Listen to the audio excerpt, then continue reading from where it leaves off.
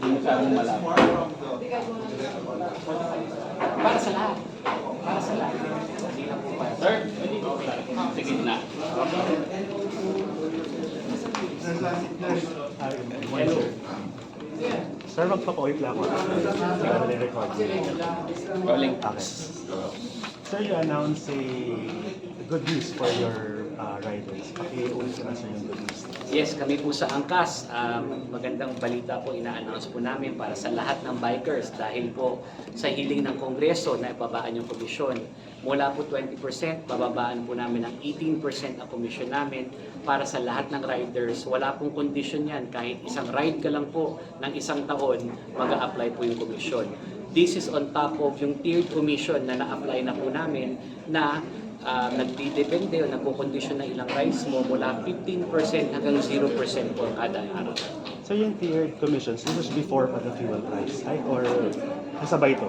Actually, before the fuel price hike, may tiered commission na tayo. Binabaan po natin yung rides requirement doon sa bawat bracket ng ating pagbaba ng komisyon nung nagkaroon ng fuel crisis. Ngayon, so you mentioned pag naka 20 rides, zero commission. 25 rides po yata at 0 commission. Pero 8 rides po, 15%.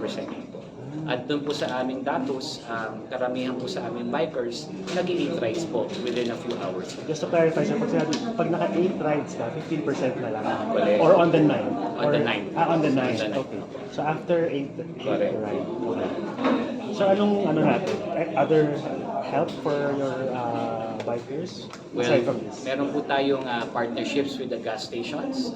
Meron po diskwento na binibigay ang mga gas stations para po sa ating Angkas bikers. At meron din po tayong gas vouchers na binibili po diretsyo sa mga gas stations na partners po natin na ibinibigay po natin as incentive to our bikers. Magkakaroon din po tayo ng mga food vouchers na ibibigay po natin para sa ating mga biker partners. So nabanggit niyo na pa-recover pa lang tayo na ang dami natin na napagdaan ng crisis. How will this impact naman your company? Lahat po talaga tayo ay naapektuhan dito sa fuel crisis. I will not lie to you, no? Medyo masakit po itong pagbaba ng komisyon across the board. Kaya po tayo nagbibigay ng incentives para mabalanse po natin, lalong-lalo na po yung mga dumidepende sa plataforma ng Angkas as their primary livelihood. Pero ngayon, ibinibigay po natin to maski sa part-timer, maski sa isang ride lang, para makatulong po ng kahit kaunti sa karagdagan ng kanilang income. Sir, very fluid pa yung pricing.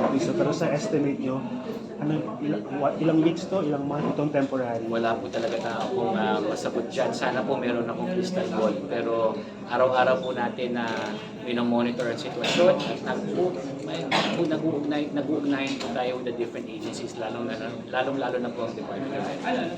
So last question, any message sa government na hinihiling pa ba ang Angkas in terms of, I guess, health of the riders? Sana po, patas po ang laban sa ating industriya.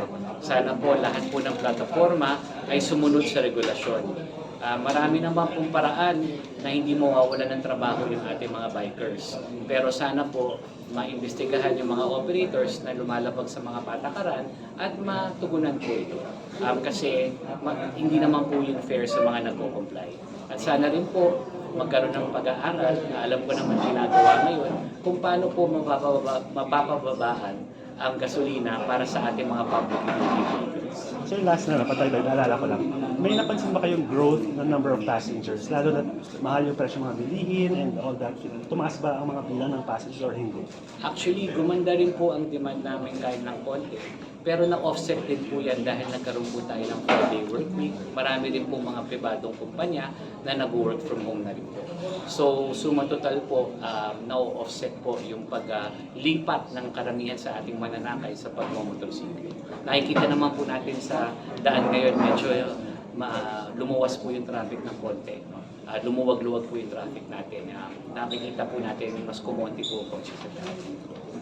Sir, bukas pa ba yung Angkas ngayon para ho doon sa mga bagong papasok ng Angkas? Bukas pa ho ba? Available pa ho? Tayo po ay lagi nagtitraining para po yan sa safety ng ating mga bikers. No? Kahit hindi sila pumasok, hindi sila makapasok sa Angkas, at least nabasbasan po sila ng safety training.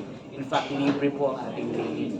Ginagawa din po natin to in coordination with the different LGU pati mga iba't ibang mga pribadong sektor din, para lang mapalaganap natin yung tamang pagsasakay. Sir, yung habal-habal, kung gusto pumasok sa inyo, pwede ba? Lahat po open, basta magaling ka magmotorsiklo.